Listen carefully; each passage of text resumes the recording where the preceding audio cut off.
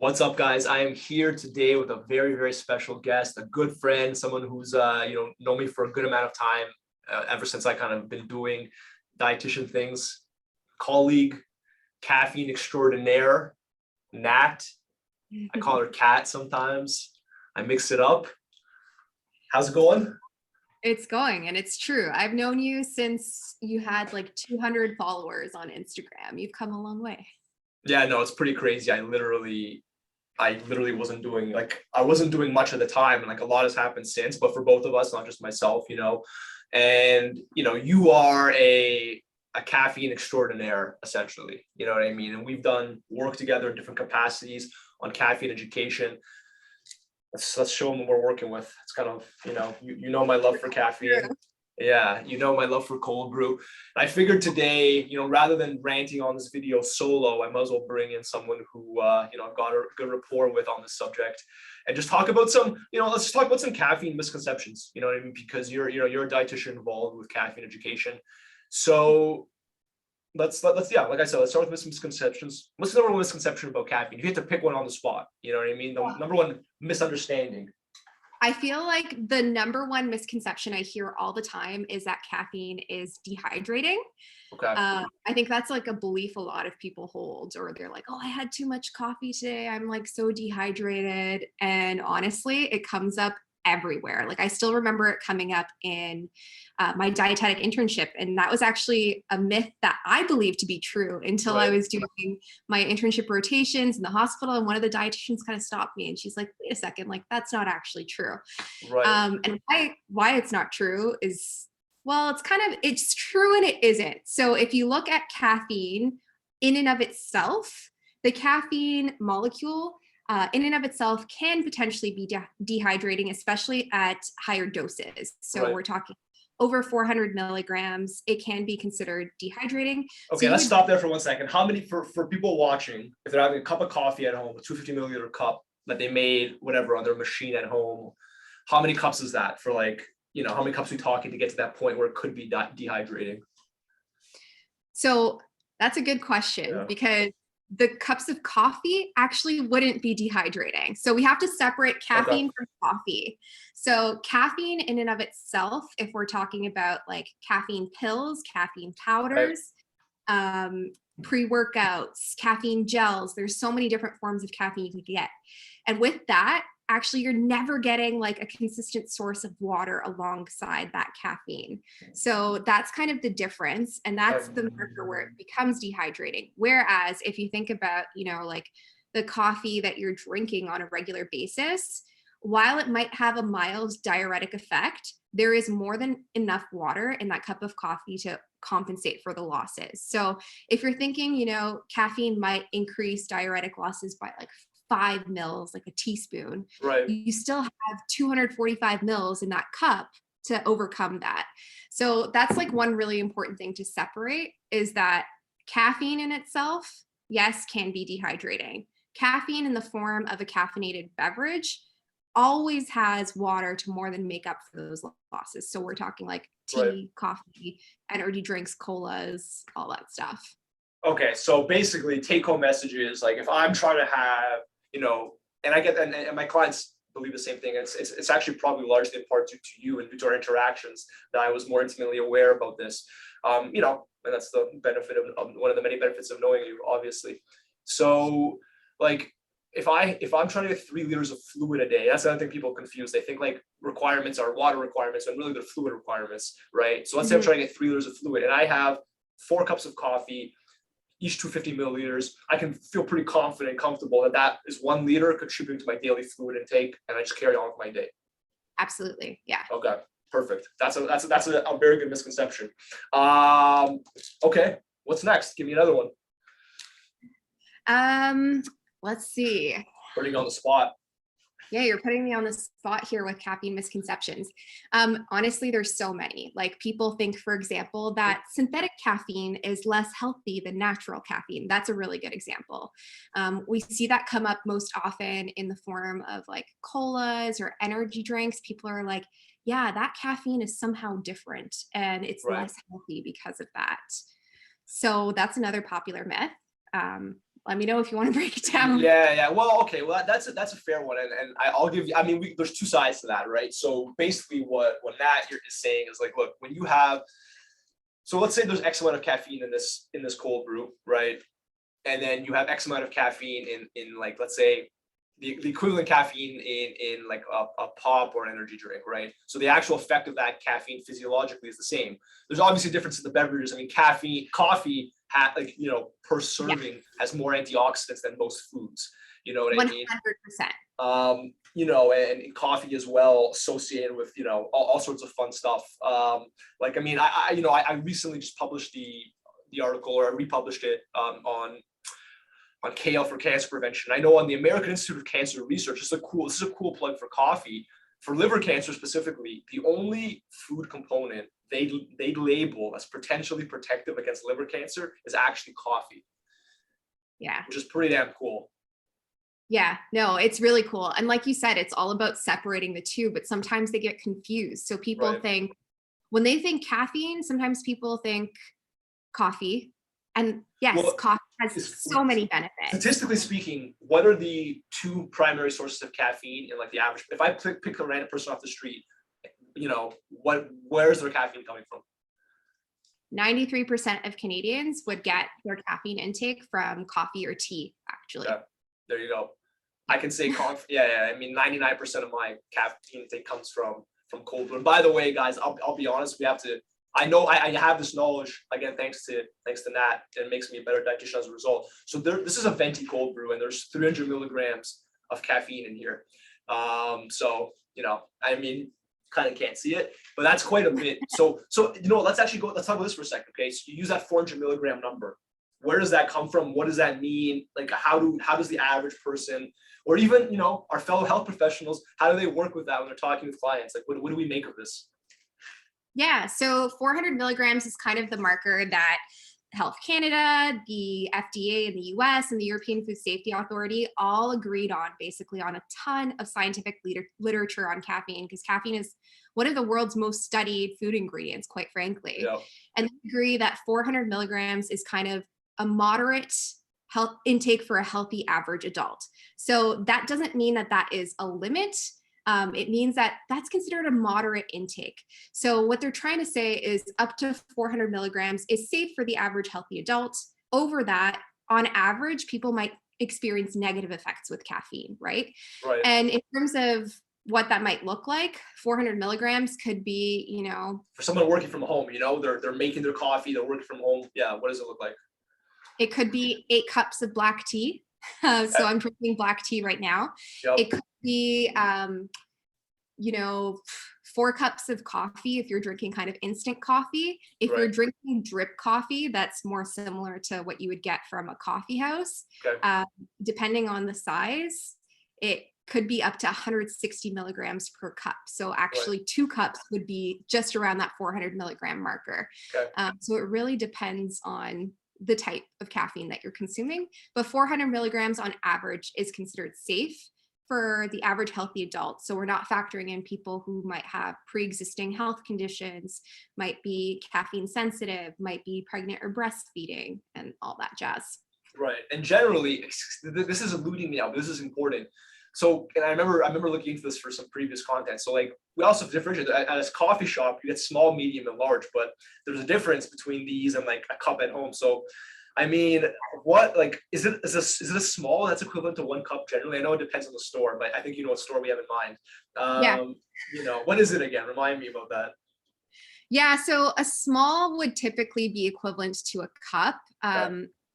Most coffee houses have changed their sizing recently. So like the smallest size actually doesn't exist anymore. Okay. And that would have been most comparable to that 250 milliliter cup. Now we're like a little bit more, but the difference is really in the processing. So that is why coffee from a coffee house would typically have a little bit more caffeine than, let's say, an instant coffee at home.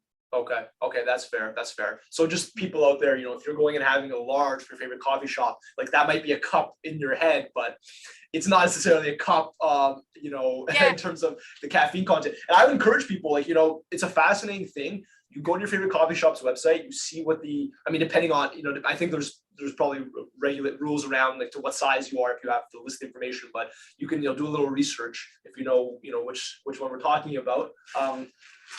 You can figure out how much caffeine's in your favorite beverage. It's not that hard. You know what I mean? Yeah. If we're talking about chains, you can definitely find caffeine content on their websites. You can look it up for yourself, and you can look it up based on sizing.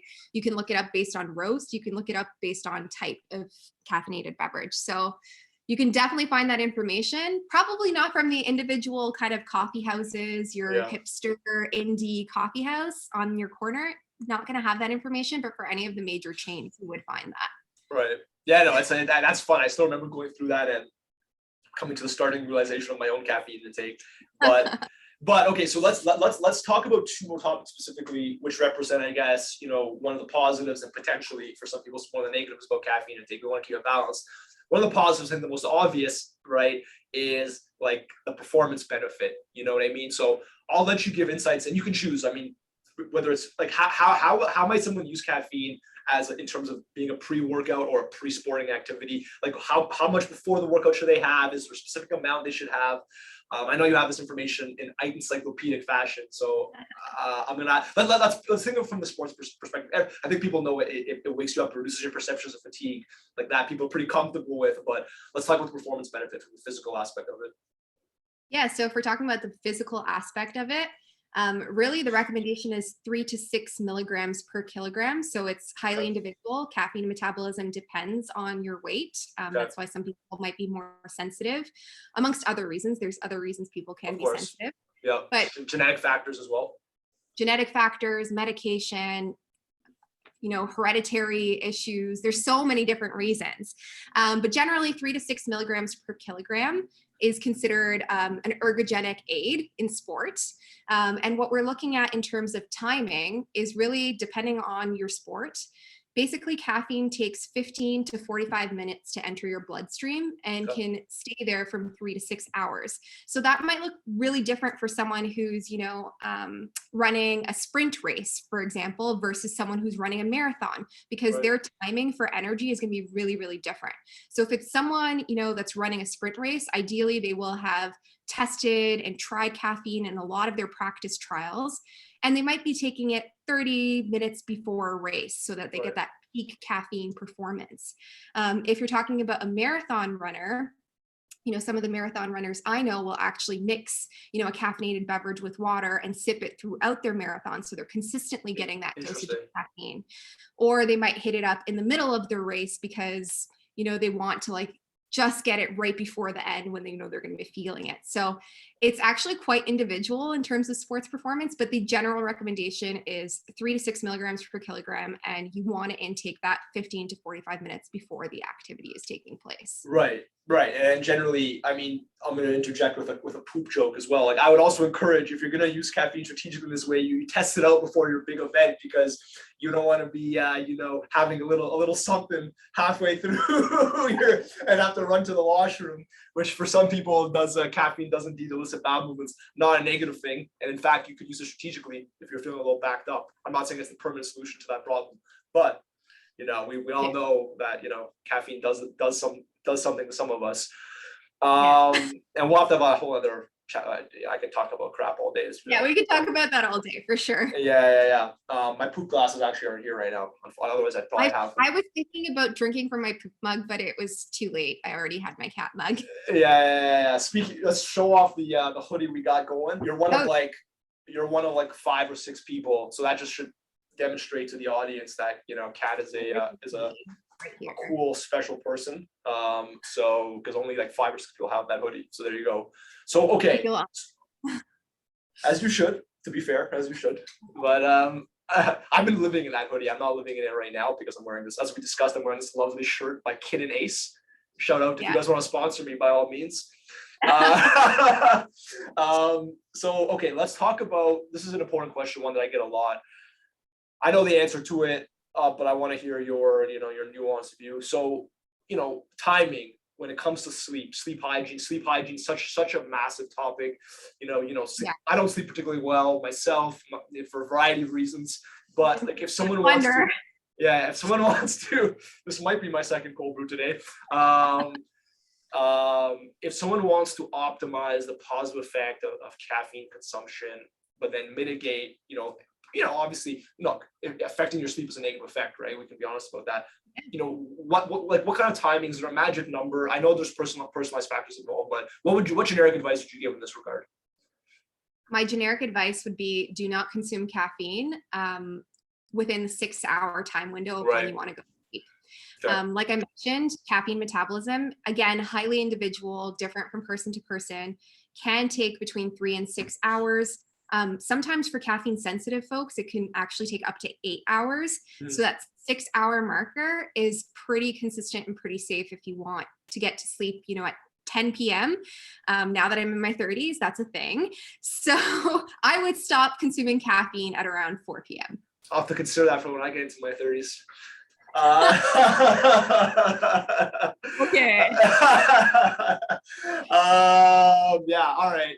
Yeah, that's a great answer. That's what I was expecting. I mean, okay, so basically I think we covered the main bases that I wanted to cover today. This won't be the last time we chat. I think we have a lot more to discuss, but any other fun educational points you want to get about caffeine, like things that people misunderstand, whether it's or something positive that you want to throw out there about caffeine in general, independent of coffee? Yeah, famous last words. Yeah, I want to throw out something that's really interesting because I think there's a perception that caffeine is like really, really dangerous, Okay. And there is a really interesting study, and I'll send you the link afterwards. We can put the link in the description. Yeah, we'll put the link in the description. There you go. That's how we roll. There was this study in the UK done in 2017, and basically they were testing the effectiveness of caffeine in sport. But instead of, dosing 300 milligrams of caffeine, they dosed 30,000 milligrams of caffeine. Right. 30,000. That's what I had the other day. Right? Okay. So this is like a really interesting experiment because this was done completely by accident. But the good news is that the participants in the study actually survived 30,000 milligrams of caffeine. And what it did for caffeine research is really open up our eyes to how much caffeine can technically be consumed without death.